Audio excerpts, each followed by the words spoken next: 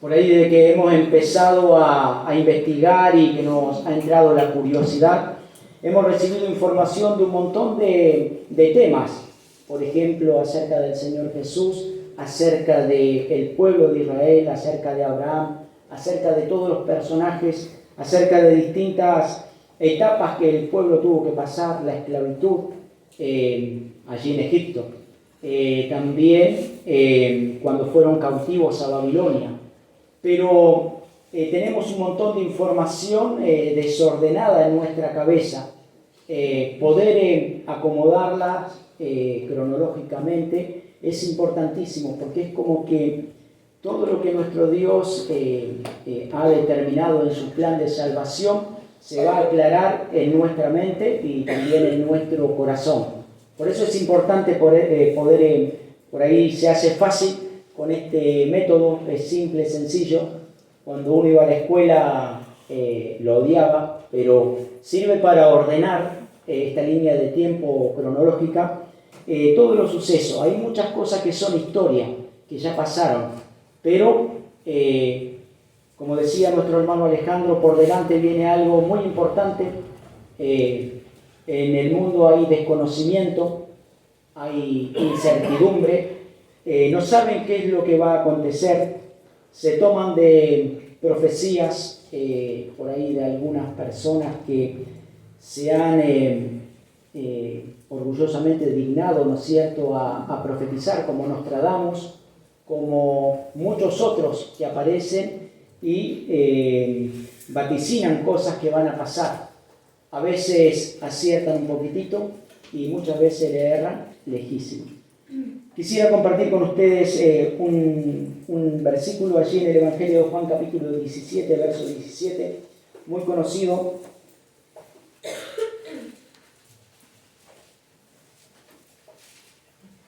El Señor Jesús decía: santifícalos en tu verdad, tu palabra es la verdad. Por la ignorancia que hay en la gente, creen muchas veces que están en lo cierto, que tienen la verdad. Hubo un episodio muy particular allí en los días de nuestro Señor Jesús, cuando Él estaba siendo enjuiciado. Fue presentado ante Pilato y allí, ¿no es cierto?, por ahí en un diálogo que tenía con el Señor Jesús, el Señor Jesús le dice que si conociera la verdad, ¿cierto? Y ahí Pilato dice: ¿cuál es la verdad?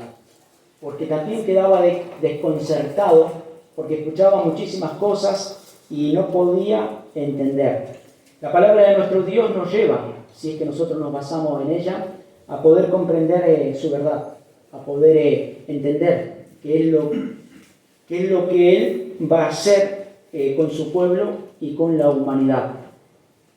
Allí en Oseas capítulo 3, fíjense, y esto es importantísimo,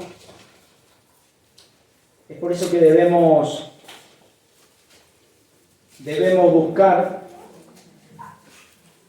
y la responsabilidad está en cada uno de nosotros, de poder entender cuál es el plan de nuestro Dios, qué es lo que quiere del ser humano, qué es lo que quiere de mí. Allí decía y hablaba de su pueblo, el pueblo de Israel, al cual le había confiado su palabra. Es el único pueblo al cual le ha confiado su palabra. Y allí dice: mi pueblo fue destruido porque le faltó conocimiento. Sigue hablando el verso, pero esta porción nos tiene que hacer reflexionar. Mi pueblo fue destruido porque le faltó conocimiento. Y nuestro Dios, a través de su palabra, ha dejado marcado lo que va a hacer a través de los tiempos. Por eso el apóstol Pedro decía también, ¿no?, que la profecía no ha sido traída por voluntad humana, sino que Dios, hablando por hombres inspirados, ¿no es cierto?, ha dejado esto para que su pueblo pueda saber en qué tiempo está ubicado, qué es lo que viene por delante, y que podamos diferenciar, ¿no es cierto?, de lo que está anunciado en la palabra, lo que ya se cumplió. Es por eso que es importante esto, ubicar los acontecimientos. Allí, no sé si se alcanza a ver desde el fondo, por ahí si yo me corro para aquel lugar va a ser un poquito complicado, pero aquí en el primer cuadro ahí tenemos un arranque. Está Saúl, el rey Saúl, un hombre que fue elegido por Dios para que pudiera reinar sobre el pueblo de Israel, sobre las 12 tribus. El tema que nos traía a este lugar es la dispersión y el retorno del pueblo judío.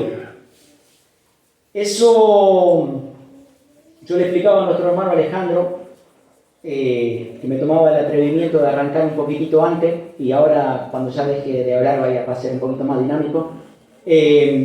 Lo importante era que nosotros podamos saber que para poder entender la dispersión del pueblo y la conversión del pueblo de Israel, allí cuando ellos se conviertan tienen que cumplirse un montón de profecías de parte de nuestro Dios. Hoy por hoy nosotros sabemos que distribuidos por el mundo, y bueno, ya han empezado a retornar a su pueblo, está el pueblo judío. Pero el pueblo judío es una parte del pueblo de Dios, de la nación de Israel. ¿Se acuerdan cuántas tribus eran? ¿Más fuerte? 12, ¿no? Y en un momento, que acá lo vamos a ver, en un momento ese pueblo que eran 12 tribus, se dividieron en dos casas. Por un lado, la casa de Judá, y por otro lado, la casa de Israel. Y se formaron dos reinos paralelos, que empezaron a caminar a través de la historia. Y bueno, siempre en desobediencia, siempre rebelándose contra nuestro Dios. Por lo tanto, Dios ya había determinado, como dice el material de nuestro hermano Manuel, que citaba un pasaje allí en Deuteronomio, que si ellos eran rebeldes, que si ellos dejaban sus caminos, Dios le iba a esparcir entre las naciones. Era algo que estaba anunciado, pero que todo tiene también un propósito de parte de nuestro Dios. Arrancamos un poquito de más atrás para poder entender que en un principio, cuando Dios permitió que se pusieran reyes sobre su pueblo, empezaron reinando sobre 12 tribus. Saúl, el rey de Israel, que más o menos vivió, bueno, ahí no tiene fecha, pero más o menos en el 1040 habrá empezado a reinar. Acá pueden haber alguna discrepancia, ¿no es cierto?, con las fechas, pero nos ubican en el tiempo. En el 1040 antes del Señor Jesús, antes de Cristo, para tener una idea. Ahí, luego, por la desobediencia de Saúl, se enalteció su corazón, se rebeló contra Dios. Entonces, nuestro Dios llama a David y él lo elige. Y allí, en el año 1010 empieza a reinar, 1010 antes de Cristo, reina 7 años y medio sobre Hebrón, sobre la casa de Judá, o sobre el pueblo, o sea, la casa, tendría que ser la tribu de Judá. Y luego después ya se unifican las tribus y él nuevamente vuelve a reinar sobre las 12 tribus. Le hace frente a todos sus enemigos, Dios lo entrega. David nunca perdió una batalla, la verdad que es una historia apasionante, hermosa. Y luego en su hijo Salomón, ¿no es cierto?, también cae el reinado. Él comienza a reinar 970 antes de Cristo, y ahí también reina sobre las 12 tribus. Pero Salomón, todo esto tiene pasajes bíblicos, después sería bueno por ahí complementarlo. Sé que conocen la historia, no estoy hablando nada fuera de lo bíblico. Salomón se casa con muchas mujeres y permite también un culto idolátrico, ¿no? Él conocía muy bien que no se tenía que apartar de Dios. Se lo había dicho su padre: si tú andas, si tú obedeces a Jehová, ¿no es cierto?, Él te bendecirá te guardará, ¿no es cierto?, de tus enemigos. Y si tú lo desechas, ¿cierto?, si tú lo dejas de lado, Él te desechará también. Entonces, llega el momento que Salomón permite la idolatría y él también, ¿no es cierto?, erra. Y ahí Dios le reprende a través de los profetas y ahí le dice que por amor a David no iba a romper el reino en sus días, pero que en los días de su hijo el reino se iba a dividir. Esas 12 tribus que formaban toda una nación se iban a dividir. Ahí, muere Salomón y empieza a reinar su hijo Roboam. Lo vamos a ver acá abajo, empieza más o menos en el 930, empieza Roboam a reinar. Y ahí, él, también esto por ahí, la historia está llena de detalles importantísimos. Él tiene que formar, Roboam tiene que formar un consejo, por supuesto que le traiga consejo a él, ¿no?, para tomar decisiones. Allí, en vez de aconsejar a los ancianos, se le ocurrió pedir consejo de los jóvenes. Y allí le dieron un consejo, ¿no es cierto? El problema era que el pueblo de Israel estaba agravado por los impuestos. Esto siempre existió, los impuestos que hay que pagarle, ¿no es cierto?, a la nación. Entonces, los ancianos decían, bueno, que le quite un poco de peso al pueblo de Israel, que le cobren menos impuestos. Pero en cambio los jóvenes dijeron no, que sientan el rigor, ¿no es cierto?, y la mano fuerte del nuevo rey. Y allí fue que esto sirvió para que el reino se rompa, se divida. Y Dios llama, nombran por rey a Jeroboam, las 10 tribus, porque el reino, las 12 tribus se dividen en 2 casas. Por un lado la casa de Judá, que se quedaron con 2 tribus y parte del sacerdocio, y por el otro lado las 10 tribus, ¿no es cierto?, que allí comenzó a gobernar Jeroboam, que también fue declarado rey. Y él hizo 2 lugares de adoración para el pueblo de Israel, para que no fueran a Jerusalén. Lo hizo uno ahí en Samaria, el otro, ¿dónde es? Víctor. ¿No sé si se acuerda? No. Bien. Es un detalle simplemente. Pero cambió también Jeroboam las fechas de la fiesta de nuestro Dios. La fiesta de cabaña, que es en el mes séptimo, la trasladó al mes octavo, ¿no? Para que las 10 tribus no fueran a Jerusalén, para que no fueran a adorar al templo de la casa de Judá. Y allí empezó a hacer errar a Israel. Se le conoce a Jeroboam, a este rey, como el rey que hizo pecar a Israel. Ahí comienza en forma paralela 2 reinados. La casa de Judá por un lado y la casa de Israel por el otro. Las 2 fueron desobedientes, siempre estaban contrariando la voluntad de nuestro Dios. La casa de Israel, por supuesto, fue más rebelde. Y Dios ya le había anunciado que si desobedecían, las iba a enviar al cautiverio. Las naciones iban a venir y Dios iba a quitar su protección de ellas y ahí iban a estar complicadas, iban a estar en problemas. Siempre le envió profetas para que se arrepientan, para advertirle, pero ellos se siguieron rebelando, no escuchaban a los profetas. El Señor Jesús dijo, se lamentó en un momento y dijo, ay de ti, Jerusalén, Jerusalén, que matas a los profetas y apedreas a los que te son enviados. Así trataban a los profetas que hablaban de parte de Dios, la casa de Israel y muchas veces también la casa de Judá. Vamos a encontrar allí, voy a señalar simplemente, en este cuadro, ya los profetas habían advertido muchísimas veces y el imperio asirio invade lo que son las 10 tribus, la casa de Israel. Entonces, los asirios se los llevan cautivo. Los vencen, por supuesto, destruyen el templo que tenían muy parecido al templo de Jerusalén en Samaria, destruyen el otro lugar de adoración y se llevan cautiva a las 10 tribus.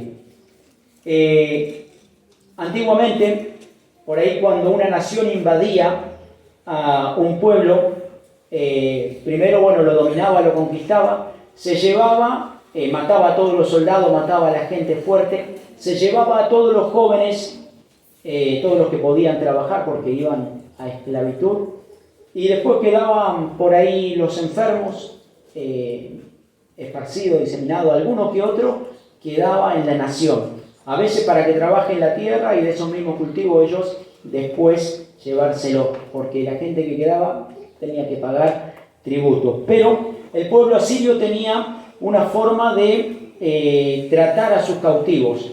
Los esparcía por todo su territorio, que era un territorio amplio. Nosotros podemos ver al final de las Biblias que hay mapas. Esos mapas sirven para poder entender, por ejemplo, ahí muestra el imperio asirio, muestra el imperio babilónico, las extensiones, los territorios que ocuparon. Allí los asirios los esparcieron por su territorio, porque ellos decían, bueno, una nación dividida no puede tener fuerza para rebelarse. Y así fue, que desde ese momento en adelante, ustedes habrán escuchado alguna vez mencionar las 10 tribus perdidas, las 10 tribus perdidas de la casa de Israel. Allí, en el 721 fue cuando el imperio asirio invadió, ¿no es cierto?, el territorio, las 10 tribus, y se llevó cautiva prácticamente a toda la nación, y bueno, y mató una gran mayoría también. De allí empieza, ¿no es cierto?, esto que se le conoce como las 10 tribus perdidas de la casa de Israel. Desde ese tiempo, desde el 720 a.C. hasta nuestros días, por ahí nosotros hemos tenido algunos contactos con algunas personas. Había un judío que visitaba mucho la iglesia israelita hace un par de años atrás, el apellido era Barman.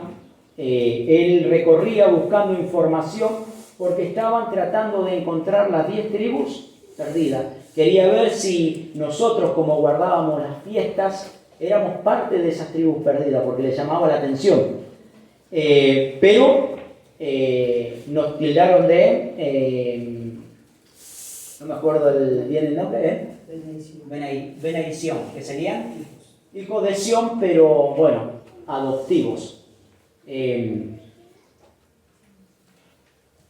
Allí, desde ese momento hasta el día de hoy, entonces las 10 tribus perdidas, no hay noticia, pero en el plan maravilloso de nuestro Dios está que se van a volver a juntar en la tierra que Él les prometió, que Él les dio. Se van a juntar nuevamente la casa de Israel y la casa de Judá, y nuevamente va a haber un solo reino.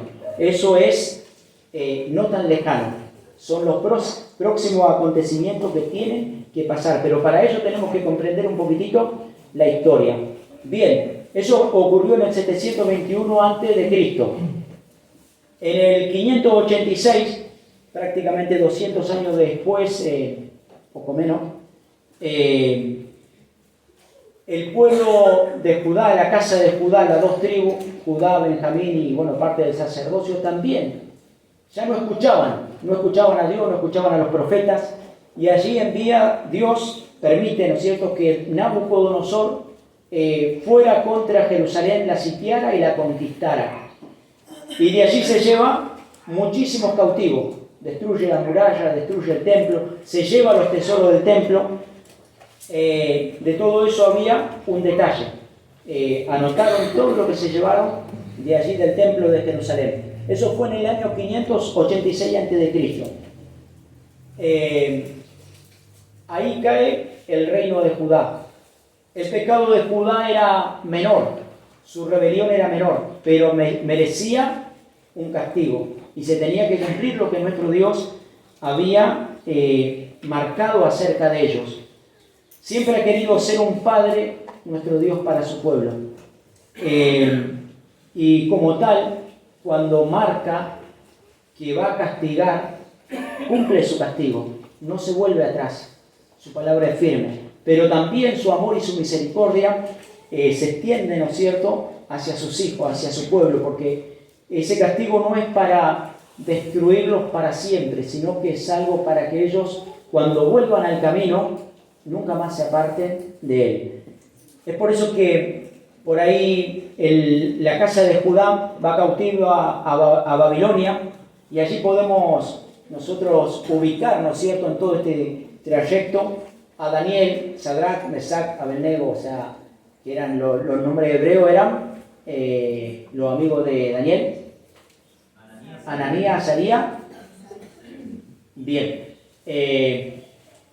Por ahí esta línea de tiempo nos permite ubicar todos esos acontecimientos, también la reina Esther, que está un poquitito más adelante, y todos los sucesos que han pasado. Allí en el 539 cae Babilonia, este imperio que Daniel dijo que iba a caer y que se iba a levantar un nuevo reino. Allí que iban a venir los medos y los persas. Y lo primero que hace Ciro el Grande, mirando las cronologías, ¿no es cierto?, y todas las anotaciones que había del imperio anterior, ve que, y Dios le pone en su corazón a este rey, que le dé la libertad al pueblo de Judá.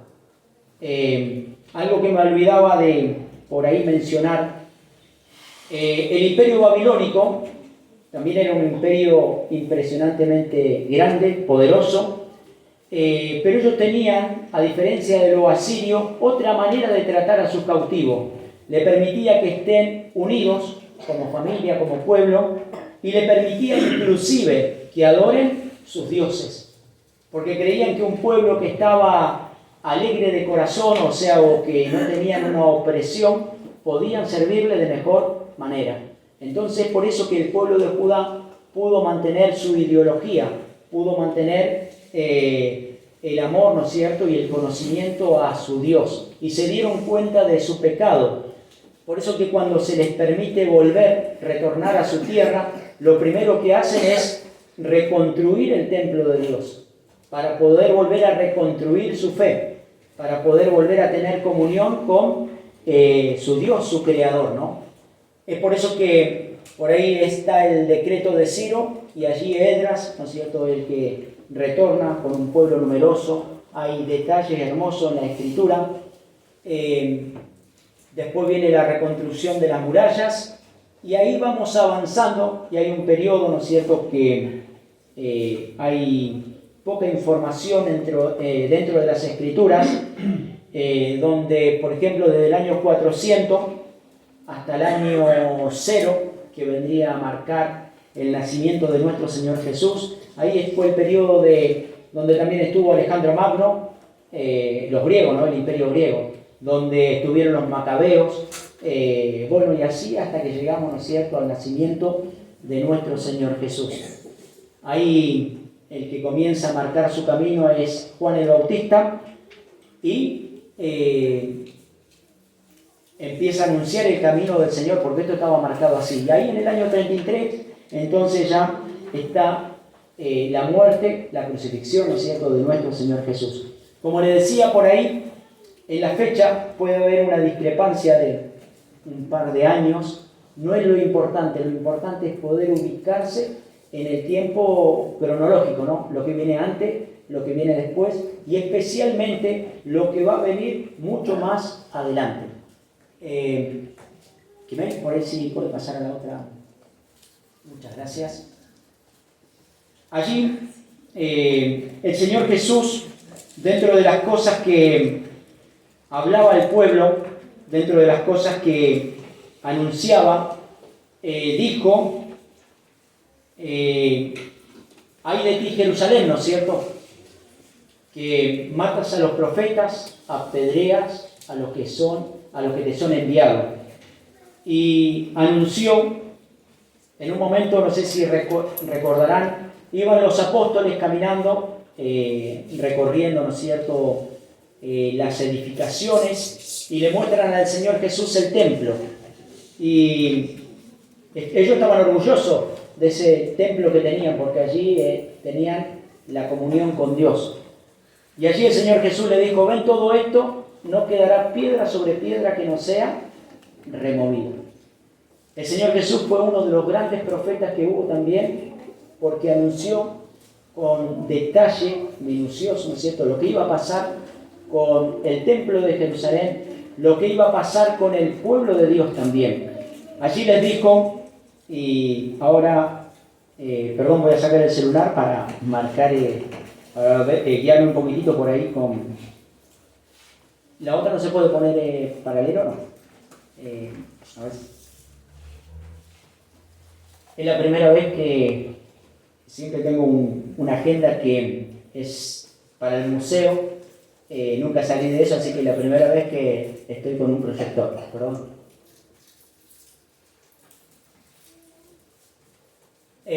Un poquitito más adelante la otra. Ahí. Jesús anuncia la destrucción de Jerusalén y la dispersión del pueblo, recordando la profecía de Daniel. Y ahí dice lo que decía Lucas 21, 23 al 24, mas hay de las que están encintas y de las que crían en aquellos días, porque habrá gran calamidad sobre la tierra e ira para este pueblo, y caerán a filo de espada y serán llevados cautivos a todas las naciones, y Jerusalén será hollada por los gentiles, hasta que los tiempos de los gentiles sean cumplidos. Lucas 21, 23 y 24. Y después decía también, en Mateo 24, 15, recordando al Señor Jesús palabras del profeta Daniel. Por tanto, cuando veáis en el lugar santo la abominación desoladora de la que habló el profeta Daniel, y ahí decía los que estén en la azotea, ¿no es cierto?, no vuelvan, los que estén en el campo, bueno, huyan, que no vuelvan a Jerusalén, porque se avecinaban, se venían tiempos totalmente difíciles. Es importante saber, por ahí nosotros llegamos a los días de nuestro Señor Jesús, volvemos un poquitito a la línea, llegamos a los días de nuestro Señor Jesús y nos encontramos con una situación que ahora, por ejemplo, mirando un poquitito la historia, podemos entenderla. En los días del Señor Jesús estaba el pueblo judío dentro del territorio de Israel. Y el Señor Jesús les dijo a sus apóstoles, vayan y busquen a las ovejas perdidas de la casa de Israel. Las 10 tribus perdidas, habían quedado algunos que otros dando vuelta, y el Señor Jesús dijo, vayan, busquen a sus hermanos, tráiganlos, porque para ellos también es la buena noticia que se iba a cumplir. Allí, las que estaban en aquel tiempo presente, era la casa de Judá, la casa de Benjamín, los que habían vuelto del cautiverio de Babilonia. Estaba parte del sacerdocio, pero la casa de Israel, las 10 tribus, no estaba. Ellos habían sido cautivos por los asirios y habían sido diseminados por todos sus territorios y nunca más se volvieron a unir como tribus, como pueblo. Desaparecieron sus príncipes, aunque Dios sabe dónde están. Y luego más adelante vamos a ver que Él tiene un plan extraordinario, ¿no es cierto?, para con esta 10 tribus y para con todo su pueblo. En el año 70 se cumplen las palabras de nuestro Señor Jesús. El pueblo judío no... En el año 33, volvemos un poquitito, allí se cumple lo que dice Hechos capítulo 2, que viene el día de Pentecostés y acontece lo que se mencionaba por ahí en el culto, que cae el Espíritu sobre aquellos que estaban esperando la promesa de nuestro Dios. Y era un día de Pentecostés. Allí recordamos que enseguida 3.000 judíos se bautizaron. Venían de todas las naciones porque venían a celebrar la fiesta. Era una obligación ir a Jerusalén, ¿no es cierto?, en la fiesta de panes y levadura, en la fiesta de Pentecostés y en la fiesta de cabañas. Entonces ellos llegaron ahí para celebrar la fiesta como todos los años lo hacían, y allí se encontraron con una manifestación gloriosa de el Espíritu de Dios, una promesa que había. El Señor Jesús le dijo, no se vayan de Jerusalén, quédense aquí y esperen la promesa del Padre que oyeron de mí. Entonces, por un lado, vamos a encontrar que en el año 33 surge la iglesia primitiva, sobre todo los que recibieron y aceptaron el mensaje del Señor Jesús y de los apóstoles. Y luego, ¿no es cierto?, en el año 70, es eso que le había dicho el Señor Jesús: cuando vean la abominación desoladora, no se queden en Jerusalén, váyanse. Muchos ya se habían ido por distintas situaciones, pero en el año 70 fue el último aviso para la iglesia de Dios de salir de Jerusalén. Y salieron, empezaron a recorrer diferentes lugares y pueblos, entre ellos judíos y ya semijudíos, o judíos adoptivos, ¿no es cierto?, como lo somos nosotros. Pero la iglesia sale de Jerusalén y se queda el pueblo de Israel, los que no habían, la casa de Judá, los que no habían aceptado el mensaje de Jesús. Y allí en el año 70, bueno, es triste la historia. Allí matan a más de 1 millón de judíos, los romanos, porque ellos se habían rebelado. Y luego a los que quedaron vivos se los llevan esclavos y también los dispersan por todo el territorio o por todo el imperio romano, que era uno de los imperios más extensos que también pudieron existir. Y de ahí comienza lo que se quería mencionar y estudiar: la dispersión del pueblo de Judá, de la casa de Israel, ¿no es cierto?, mejor dicho, ¿no es cierto?, de la casa de Judá, de la tribu de Judá y Benjamín y, bueno, parte del sacerdocio. Los que quedaron fueron esparcidos por todos los lugares, y de ahí comenzaron, ¿no es cierto?, a peregrinar, a sufrir diferentes infortunios, pero todo ello por causa de su rebeldía. Pero había hermosas promesas de parte de nuestro Dios, que ellos, donde quiera que fueran, Dios le iba a hacer por un pequeño santuario, que siempre le iban a contar con su bendición. Están castigados, pero nunca le iba a desamparar del todo. Es por eso que allí en el material que le han aportado a los jóvenes, ¿no es cierto?, que es dispersión y retorno, podemos encontrar infinidad de detalles que son importantísimos para ver cómo este pueblo, que también está estrechamente ligado, nosotros estamos estrechamente ligados a ellos, ¿no? O sea, no podemos separarnos de todo lo que a este pueblo le pasa y lo que le va a pasar en el futuro. Hay algo que quisiera mostrarles simplemente allí en el libro de Daniel, y fíjense en que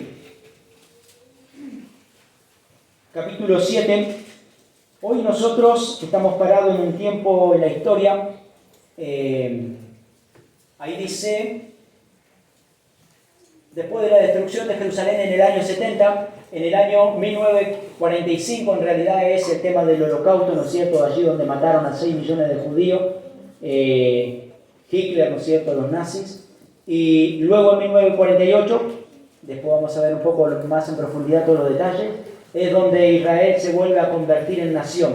Después de 2500 años de no ser nación, volvieron a ser nación. Después de 1900 años, ¿no es cierto?, de andar dispersos por el mundo, pudieron retornar a su territorio, porque le prohibían volver a su territorio. Estuvieron ahí en Jerusalén los musulmanes, estuvieron la Iglesia Católica dominando todo lo que era Jerusalén y no les permitía entrar a su territorio,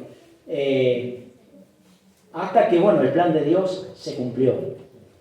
Y después dice actualmente, sería nuestra actualidad, donde estamos parados hoy en el tiempo.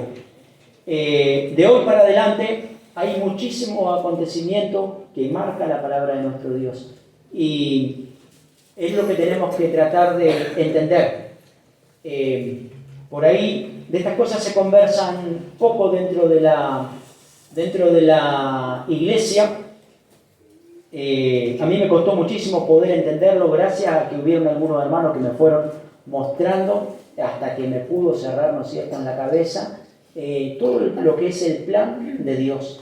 Tiene que ver con el plan de salvación, tiene que ver con lo que Dios va a hacer hoy con mi vida, con la de mis hijos y también con la de su pueblo, pero especialmente con su pueblo Israel. Allí, en el libro de Daniel capítulo 7, ustedes van a recordar que Daniel, bueno, fue un jovencito que allí en el cautiverio de Babilonia se destacó por su pureza, por su fe en Dios, y decidió en su corazón mantenerse siempre fiel a Dios, y Dios lo bendijo y lo utilizó. Y bueno, allí Nabucodonosor, el rey de Babilonia, tuvo un sueño donde veía una estatua gigantesca, y esa estatua, representaba varios reinos que se iban a venir sobre la tierra: el reino babilónico, el reino medo-persa, el reino griego y el reino romano, el imperio romano. Pero Daniel también vio algo parecido que le quitó el sueño, que eran 4 bestias, y esas 4 bestias también representaban estos 4 reinos que iban a haber sobre la tierra. Era algo muy parecido. Cuando se pone en forma conjunta, es como que todo se acopla, ¿no es cierto?, y va dando mayor luz para poder entenderlo. Pero lo importante es que sobre el 4.º reino, que hasta el día de hoy está vigente, porque el reino babilónico fue glorioso, pero pereció. El reino medo-persa fue grandioso, pero pereció. El reino griego, que todos lo conocen por Alejandro Magno, ¿no es cierto?, también pereció. Y el imperio romano, hasta el día de hoy permanece. No como imperio, pero sí como un poder. Y domina todavía sobre la humanidad. Pero dice aquí Daniel 7:25: y hablará palabras contra el Altísimo y a los santos del Altísimo, quebrantará y pensará en cambiar los tiempos y la ley, y serán entregados en su mano hasta tiempo y tiempos y medio tiempo. Pensará en cambiar los tiempos y la ley. El imperio romano fue el único que se animó a hacer esto con las cosas de nuestro Dios. Cuando habla de tiempos, también está hablando de fiestas. Él cambió el sábado por el domingo. Cambió la ley, por ejemplo, en la Biblia no se animó, pero en el material que ellos enseñan, el 4.º mandamiento no es el sábado, es honra a tu padre y a tu madre. ¿Y ese qué número es? El quinto mandamiento, ¿no? Pero ellos lo tienen como el 4.º. Pero ustedes pregúntenle a una persona católica que es un poquito devota, cuál es el 4.º mandamiento, y le van a decir: honra a tu padre y a tu madre. Ellos se han animado, ¿no es cierto?, a cambiar la ley de Dios. Y es un detalle, porque en cantidad de otras cosas, ¿no es cierto?, han cambiado las cosas que Dios ha establecido. Por ejemplo, también allí el apóstol Pablo, en el libro de Timoteo, dice, bueno, que quería que los obispos, ¿no es cierto?, los pastores sean maridos de una mujer. Y ellos han prohibido que se casen. Y por eso tienen infinidad de problemas. Y lo pusieron como ley. Entonces, han quebrantado a los santos del Altísimo, pero han cambiado tiempos y ley de lo que Dios ha establecido. Es por eso que es importante por ahí saber entender. Pero lo importante es lo que sigue. Allí en el verso 26 dice: pero se sentará el juez y le quitará su dominio para que sea destruido y arruinado hasta el fin. Así como cayeron los otros imperios y desaparecieron en el tiempo, también el imperio romano, o este 4.º poder, tiene que caer y desaparecer. Pero escuchen lo que dice, ¿no es cierto?, a continuación: y que el reino y el dominio y la majestad de los reinos debajo de todo el cielo sea dado al pueblo de los santos del Altísimo, cuyo reino es reino eterno, y todos los dominios le servirán y obedecerán. Quiere decir, y no quiero que me malinterpreten, ¿no?, porque Tiempo atrás nuestra iglesia sufrió por un mal entendimiento, una falsa doctrina, por aquellos que se hicieron llamar los del quinto reino, ¿no? Pero va a haber un quinto reino sobre la tierra. No va a ser el hombre el que domine, sino que nuestro Dios va a establecer esto y va a permitir, dice que la majestad del dominio, ¿no es cierto?, sea dado al pueblo de los santos del Altísimo. Nosotros vemos por ahí un poquitito en la línea histórica que después de la actualidad, algo que se tiene que cumplir es que las 12 tribus se vuelvan a juntar. Allí hay algunos pasajes en Ezequiel 37, hay que leerlo, pero después lo vamos a ver un poquitito más en profundidad. Y tienen que estar preparados, tienen que estar en aquel lugar porque hay un plan de Dios. Todos le tienen que conocer, desde el más grande al más pequeño, pero para eso tienen que ver una manifestación gloriosa como fue, por ejemplo, en los días de cuando Israel salió de Egipto. Todos conocemos las 10 plagas que hubieron sobre Egipto, la nación más poderosa que podía haber en aquel tiempo, ¿no? Y el pueblo de Israel era un pueblo esclavo, indefenso, por eso estaban esclavos, no se podían sublevar de ninguna forma porque habían soldados por todos lados, ¿no? Pero nuestro Dios lo liberta con poder, a través de las plagas, a través también de una manifestación gloriosa. Yo creo que si alguno de nosotros, o sea, se pudiera trasladar en el tiempo y le preguntara, ¿no es cierto?, a uno de los chicos que vivió esas cosas, si conocía a Jehová, y seguramente que le iba a decir que sí. Sí, en nuestro Dios nos liberó a través de las plagas de los egipcios. Nos tenían como esclavos, pero bueno, Él nos liberó a través de la rana, de los piojos, de la sangre y de todo, y le va a poder contar con lujo de detalle. Es por eso que en aquel tiempo nosotros no podíamos enseñarle a un niño, o sea, no le podemos enseñar de Jehová porque ellos lo conocían, desde el más pequeño al más grande. Eso va a acontecer también en el futuro, por eso es que Dios permite que las naciones se junten para que vayan contra Jerusalén. Tienen motivos, tienen razones, hay envidia, hay rencor, hay frustración de las naciones. ¿Cómo puede ser que un pueblo, ¿no es cierto?, que ha sido tratado de aniquilar, todavía permanezca? Estuvo entre los imperios más poderosos de la tierra, pero todavía permanece. Los imperios desaparecieron, pero ellos permanecen. Es un pueblo que tiene la mano de Dios encima. Ustedes se recordarán allí en el libro de Job, cuando comienza diciendo, había en la tierra de Uz, ¿no es cierto?, bueno, un varón justo, Job. Y bueno, tenía muchísimas posesiones, tenía una hermosa familia, y un día dice que vinieron los hijos de Dios a presentarse delante de Dios. Y también vino entre ellos, ¿no es cierto?, Satanás, que era hijo de Dios. Y nuestro Dios le dice a Satanás, ¿has considerado a mi siervo Job? O sea, primero le pregunta de dónde viene y él le dice de recorrer la tierra y andar por ella. ¿Has considerado a mi siervo Job? Que es temeroso, que es justo. Y no sé si se acuerdan lo que le dijo Satanás a Dios. ¿Acaso teme Job a Dios de balde? ¿No le ha cercado junto con todo lo que tiene? Dios le había cercado con su mano protectora. Nadie podía tocarlo. Todo lo que él tenía era bendecido por nuestro Dios. Entonces Job, claro, era un hombre, era temeroso en realidad, y era fiel a Dios. Pero Satanás quiso arruinarlo. Pero ahí lo que resalta es la protección de Dios hacia sus hijos y hacia su pueblo. Bienaventurada es la nación de Israel porque tiene este Dios. Y bienaventurados somos nosotros también, porque compartimos el mismo Dios.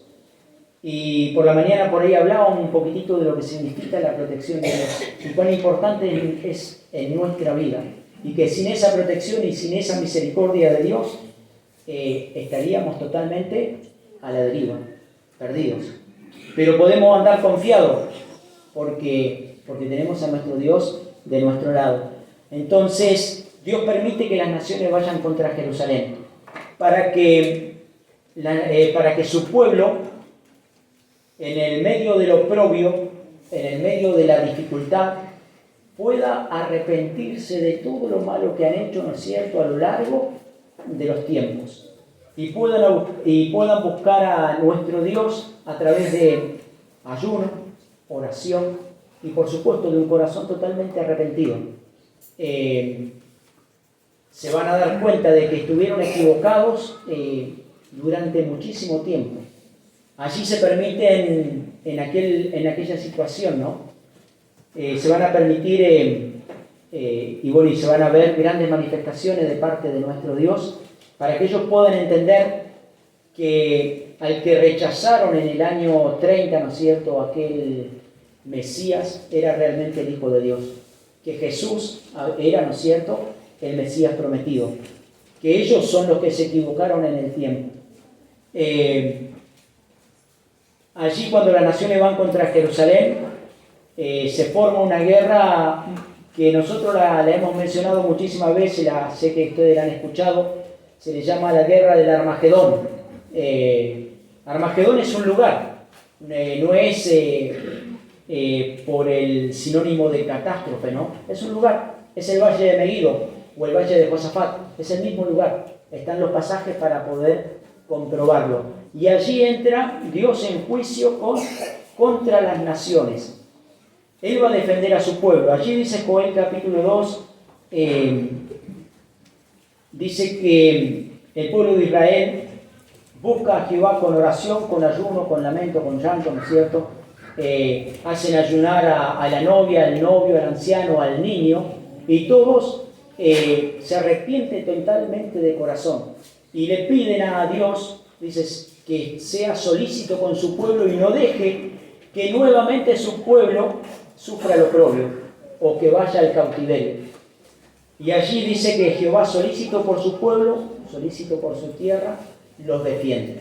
Y allí es cuando nuestro Dios, muestra nuevamente, como en el tiempo de Egipto, prodigios, porque dice que va a castigar a las naciones con granizo, con azufre, con fuego, plagas que están preparadas, ¿no es cierto?, para poder liberar a su pueblo, para castigar a las naciones, y los motivos sobran. ¿Por qué? Porque el nombre de Jehová, el nombre de nuestro Dios, ha sido blasfemado entre todas las naciones. En el lugar donde iba el pueblo judío, decía, estos son del pueblo de Jehová, de su tierra han salido, y bueno, Dios los ha abandonado. Y así como los trataban mal a ellos, blasfemaban a su Dios. Porque decía, si Dios no los cuida, si Dios no los protege, bueno, no debe ser Dios.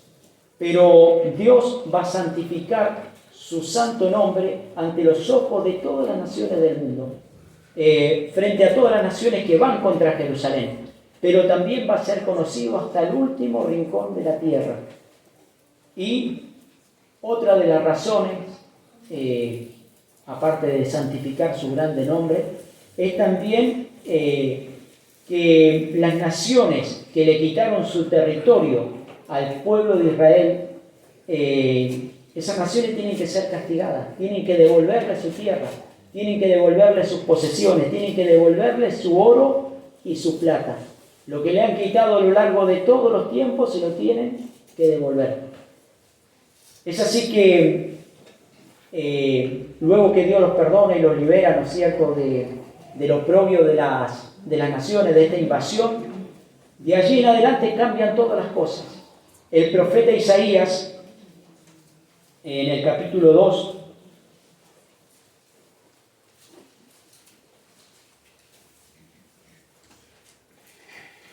verso 1 al 4 dice, lo que vio Isaías, hijo de Amós, acerca de Judá y de Jerusalén. Acontecerá en los postreros de los tiempos que será confirmado el monte de la casa de Jehová como cabeza de los montes, y será exaltado sobre los collados, y correrán a él todas las naciones. Esto era lo mismo que decía el profeta Daniel, que el poder, la gloria y el dominio y la majestad de todos los reinos debajo del cielo sea dado a los santos del Altísimo. El profeta Daniel está diciendo lo mismo que dice el profeta Isaías, y lo mismo que dice Ezequiel, y lo mismo que dice Zacarías. Todos los profetas han hablado de esto, de esta etapa gloriosa para el pueblo de Dios, porque cuando ellos sean perdonados por nuestro Dios, van a ser restablecidos como pueblo predilecto, y van a llover bendiciones sobre este pueblo. Dice, para tomar dimensión, antes de que ellos clamen, yo oiré.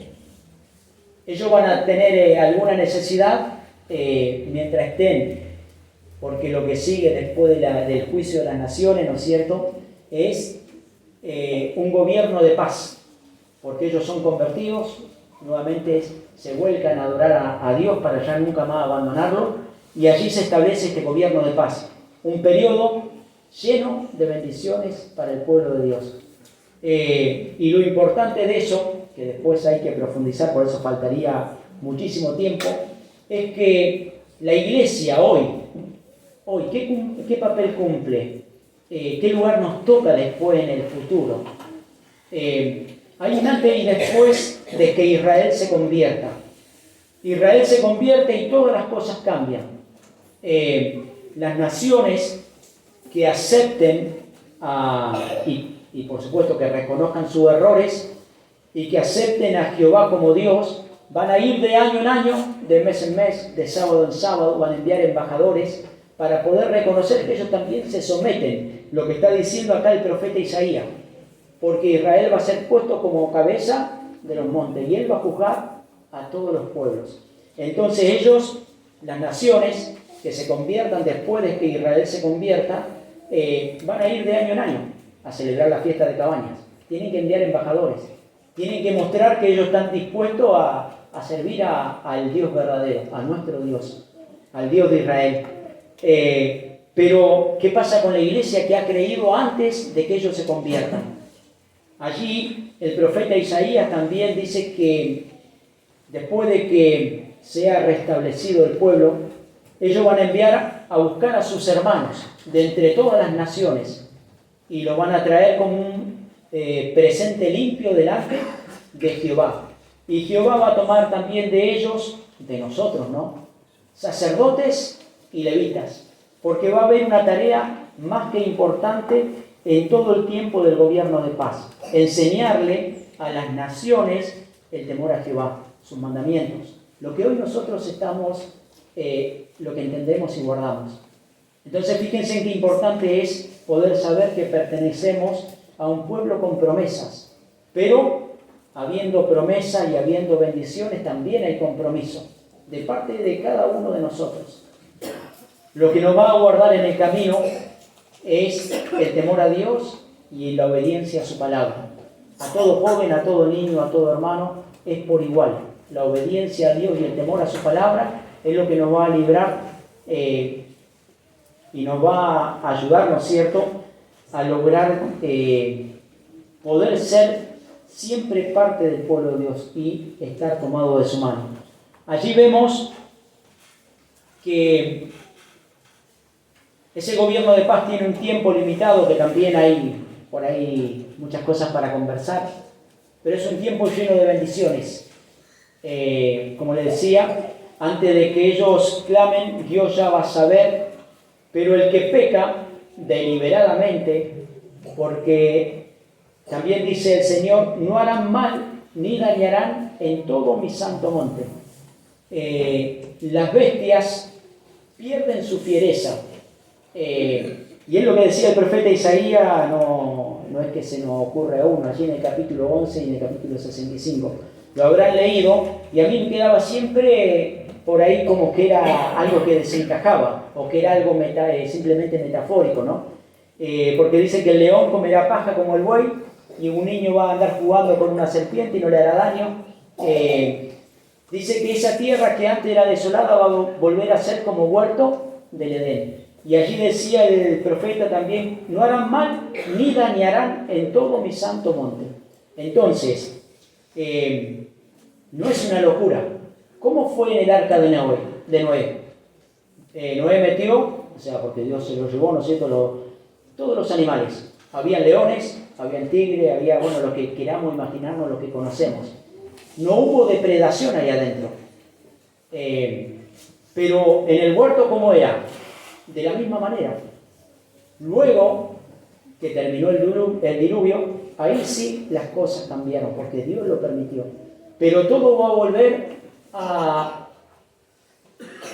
lo natural y al principio, por lo menos en todo el territorio santo. Y también otra cosa para profundizar y después extenderse, ¿no?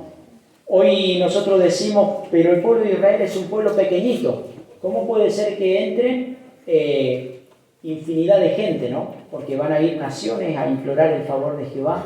Van a estar los judíos, las 12 tribus reunidas, y me había quedado en el camino, nosotros, lo que es la iglesia de Dios, vamos a estar también, ¿no es cierto?, en aquel lugar. Adquirimos un derecho hermoso, no importa el lugar que ocupemos, ¿no? Pero adquirimos un lugar hermoso por haber creído, por haber aceptado, por mantener, ¿no es cierto?, esto que es también el plan, ¿no es cierto?, de nuestro Dios. Es por eso que después de que ese gobierno esté en pleno auge, también es una antesala, también es una preparación, porque la palabra de nuestro Dios dice que el Señor Jesús tiene que volver a la tierra. Hay una promesa del regreso de nuestro Señor Jesús. Su segunda venida no va a ser como la primera. Allí dice el apóstol Pablo, en Hebreos capítulo 12, que el que no está en paz y en santidad no puede ver al Señor. En Hebreos también decía Pablo que él vino por primera vez, la primera vez, ¿no es cierto?, como un manso cordero, pero la segunda vez no va a tener relación con el pecado. Cuando venga por segunda vez, nada que sea pecado o pecador va a poder estar delante de su presencia. Por eso también la necesidad, aunque nosotros alcancemos su gracia, por más que estemos en paz y en santidad, de transformar esto corruptible en incorruptible y esto mortal en algo inmortal, para que podamos estar delante de su presencia. Y su presencia y su gloria, dice que llena toda la tierra. El gobierno de paz es una antesala para recibir al Señor Jesús, porque Él tiene que volver, Él tiene que retornar a la tierra. Y dice que va a venir con gran poder y gran gloria. Y allí hay dos cosas. Su pueblo le espera, y por supuesto que con alegría, con gozo. ¿Lamentaremos cuando venga el Señor Jesús? O sea, ¿vamos a lamentarnos cuando venga Jesús? No, al contrario, ¿no? Vamos a estar llenos de alegría porque sabemos que sus promesas se cumplen. Pero fíjense en Mateo, capítulo 24.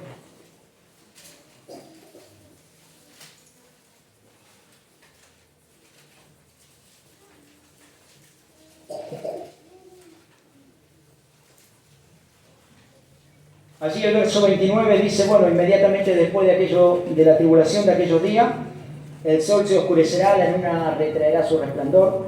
Hubo una gran tribulación allí en los días del juicio de las naciones. Pero, seguido de eso, el verso 30 dice, entonces aparecerá la señal del Hijo del Hombre en el cielo, y entonces lamentarán todas las tribus de la tierra. Yo les decía que cuando Israel se convierta, muchas naciones se van a convertir también, porque decía que grandes pueblos y fuertes naciones van a ir a implorar el favor de Jehová. Pero muchos no, porque no van a querer aceptar. Entonces, esos son los que van a lamentar cuando venga el Señor Jesús. Si recordamos, si leemos un poquito más adelante, dice que la venida del Señor Jesús va a ser como los días de Noé. Se van a estar casando, dándose en casamiento, haciendo su vida. Pero va a venir el Señor y ya no hay más tiempo para ello. Entonces, acá cuando habla el verso 30, habla de las naciones que no han aceptado, de los que no se han arrepentido, no se han convertido, ¿no es cierto?, para aceptar al Hijo de Dios. Viene el milenio y hay infinidad de acontecimientos. Primero, Satanás tiene que ser atado para que pueda haber un reinado en paz, para que no engañe más a las naciones que van a ser salvas. Se efectúa la primera resurrección, la transformación de los justos, y también, ¿no es cierto?, ahí se inaugura el reino milenial. Un tiempo que creo que, en las Escrituras, ¿no es cierto?, es de lo que falta por delante, es uno de los únicos que tiene un tiempo determinado, 1000 años. 1000 años. Y luego de eso viene la segunda resurrección, que es de los impíos, ¿no? Aquellos que no se levantaron en la primera resurrección, va a ser en la segunda. Bienaventurado y santo el que tiene parte en la primera resurrección. La segunda muerte no tiene potestad sobre ellos. Hay una segunda muerte, pero no es para los que resucitaron en la primera, es para los de la segunda resurrección. Ellos se levantan y hay un castigo determinado. Pero automáticamente cuando terminan los 1000 años, Satanás es suelto de su prisión, porque él fue atado por 1000 años. Se inauguró el reino, él fue atado, termina el reinado con Cristo y él es suelto de su prisión. Y allí también resucitan los de la segunda resurrección. Y se levantan, y ahí hay, por supuesto, muchísimas cosas para investigar y a mí se me escapan totalmente, pero se levantan, no sé con qué cuerpo.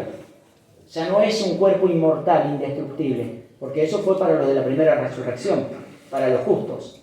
Ellos se levantan, se vuelven a levantar. Se levantan confundidos porque la muerte es un sueño. Se levantan y, le habrá pasado que cuando se acuestan cansados, agotados, se duermen profundamente y cuando se despiertan, no sabe cuánto tiempo pasó. No sabe lo que aconteció alrededor de ustedes. Por ahí se encuentran con noticias pero ustedes estaban durmiendo. Así le va a pasar a lo de la segunda resurrección. Se levantan confundidos, no entienden nada, y allí Satanás nuevamente dice que los reúne, los junta y los lleva contra el campamento de los santos, porque le decía que el gobierno de paz es una antesala para el milenio. El reinado milenial es en esta tierra. El centro, la capital, es Israel, Jerusalén, ¿no es cierto?, allí, y de ahí se extiende su reinado. Pero los que se levantan de la segunda resurrección, Satanás los junta y los lleva contra el campamento de los santos. Y ahí viene, que esto es profundo y es extenso, no es simplemente lo que voy a mencionar. Allí en Apocalipsis capítulo 20, verso 10 dice que fueron contra el campamento de los santos, lo rodearon y de Dios descendió fuego del cielo y los consume. Y la bestia y el diablo que los engañaba fue lanzado vivo en un lago que arde con fuego y azufre, donde estaba la bestia y el falso profeta. Entonces ahí se encuentran los tres, unos poderes espirituales, ¿no es cierto?, seres espirituales, poderes y seres espirituales. Pero lo de la segunda resurrección, cae la muerte segunda sobre ellos. No es tan sencillo, hay que después hacer una introducción, profundizar todo esto, porque no es tan sencillo. Desciende fuego de Dios y los consume. Consumir es terminar, pero hay un detalle que la palabra aclara, ¿no es cierto?, en cada caso. Y luego de eso, por supuesto que cuando el reino milenial está terminando, termina el milenio, el Señor Jesús y los suyos tienen que recibir una promesa nueva, porque está prometido cielo nuevo y tierra nueva. Simplemente para recordarlo, allí en el libro en la carta de Pedro, la segunda carta de Pedro, ya estamos terminando.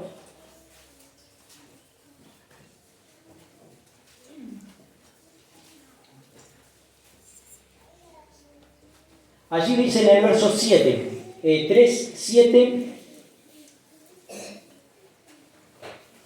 en adelante. Pero los cielos y la tierra que existen ahora, eso decía Pedro, hace prácticamente, por así decirlo y redondeando, 2000 años atrás. es la misma tierra donde nosotros estamos parados, no es otra. Es el mismo cielo, es la misma tierra.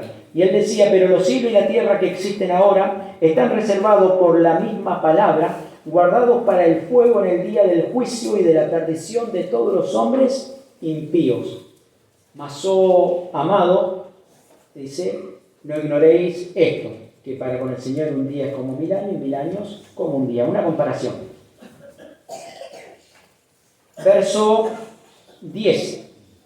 Pero el día del Señor vendrá como ladrón en la noche, en el cual los cielos pasarán con grande estruendo, y los elementos ardiendo serán deshechos, y la tierra y las obras que en ellos hay serán quemadas. Puesto que todas estas cosas han de ser deshechas, ¿cómo no debéis vosotros andar en santa y piadosa manera de vivir, esperando y apresurándonos para la venida del día de Dios, en el cual los cielos encendiéndose serán deshechos, y los elementos siendo quemados se fundirán? Pero nosotros esperamos, según su promesa, cielo nuevo y tierra nueva, en los cuales mora la justicia. Juan dijo allí en Apocalipsis 21, yo Juan vi un cielo nuevo y una tierra nueva. Y después hablaba de la ciudad, la Nueva Jerusalén, que está, ¿no es cierto?, en ese cielo y en esa tierra. Eso es lo que tiene que, cuando termina el milenio, automáticamente Jesús y su pueblo y los salvos pasan a poseer cielo nuevo y tierra nueva. Y de ahí comienza, por supuesto, una etapa que es, ya se pierde noción del tiempo. Para nosotros es algo eterno, porque se promete que para siempre los que son salvos van a estar delante de la presencia del Padre, ¿no es cierto?, y del Cordero. Hay mucho para profundizar. Todo lo que se marca tiene una base bíblica, tiene citas, y por ahí el orden y los sucesos, todo tiene, ¿no es cierto?, algo hermoso que se va acoplando una enseñanza con la otra, y bueno, y todo concuerda, mantiene un equilibrio. Eso es lo bueno de la palabra de nuestro Dios. Siempre habremos escuchado, y bueno, nosotros mismos lo proponemos porque creemos que es así, que la palabra de Dios no se contradice, pero muchas veces porque nosotros no nos preocupamos, se nos contradice. Muchas veces porque nosotros no nos dedicamos a tener esto claro, por ahí se nos termina contradiciendo. Muchas veces charlaba con un hermano, iba y me preguntaba acerca de un tema, de otro tema, acerca de la profecía, y yo le decía no sé, y no sé, y le volvía a decir no sé, y era verdad, por ahí no me creía, ¿no? Pero simplemente esto es parte de historia, y una parte que son anuncios proféticos, cosas que tienen que cumplir, pero que todos nosotros tendríamos que saber, porque el plan de salvación de Dios es lo que Dios va a hacer con su pueblo. Entonces, no hace referencia, por ejemplo, porque si me preguntan del caballo amarillo o del caballo bermejo, no sé. Y no sé tampoco de muchísimas otras cosas, de los sellos. No sé de todo lo demás, pero esto me interesaba saber porque yo precisaba saber dónde estoy parado y hacia qué lugar me dirijo, y bueno, y lo que Dios tiene preparado, ¿no es cierto?, para su pueblo. Sabiendo esto, entra una tranquilidad en nuestro corazón, entra una paz, una calma, porque nosotros sabemos lo que Dios va a hacer con su pueblo, con su iglesia. Tenemos que saberlo, por eso que la invitación es a poder, nuestra fe va a ser puesta a prueba muchísimas veces. Nuestra fe no en que si Dios existe o no, hacia lo que guardamos, hacia nuestra doctrina, hacia la doctrina de Dios, perdón. Nosotros la tomamos como nuestra, ¿no es cierto?, pero es la doctrina de Dios, lo que Él ha dejado, ¿no es cierto?, para que se guarde. Así podemos ver en el Apocalipsis, dice, ninguno que hable mentira, que haga abominación, va a entrar, ¿no es cierto?, en la santa ciudad. Ninguno que no guarde sus mandamientos va a poder entrar en la santa ciudad. Dice, bienaventurado y santo los que guardan los mandamientos de Dios, para que su potencia sea en el árbol de la vida. Si no se guardan los mandamientos, es imposible poder entrar en esa ciudad que Dios tiene preparada. Imposible alcanzar sus promesas. Es por eso que si estamos en este lugar es con un propósito, con un objetivo. Y siempre he creído y siempre lo repito, que en los caminos de Dios no hay casualidad. Si nosotros estamos acá, si ustedes están acá, es porque Dios lo ha tomado en cuenta, porque Dios, o sea, le está dando una oportunidad de ser parte de su pueblo. Y ahora depende de cada uno de nosotros, de buscarlo, de poder entender lo que Dios quiere de nosotros. Allí decía el profeta Jeremías, no se alabe el sabio en su sabiduría, ni el valiente en su valentía, ni el rico en su riqueza. Alábese en esto el que se hubiese de alabar, en entenderme y conocerme, que yo soy Jehová. Y esto es tratar de entender y conocer a nuestro Dios, conocer su palabra, poder entenderla, poder por ahí explicar a nuestro alcance, ¿no? O a nuestra forma el plan que tiene Dios con la humanidad. Se lo podemos explicar a cualquiera, entendiendo lo básico, entendiéndolo para nosotros, después podemos transmitir. Muchísimas gracias, hermanos jóvenes, por la atención. El Señor pueda bendecir este material más que nada, o sea, simplemente la explicación. Por ahí hemos leído muy poco de su palabra, pero todos los pasajes están. Lo hemos escuchado en diferentes ocasiones.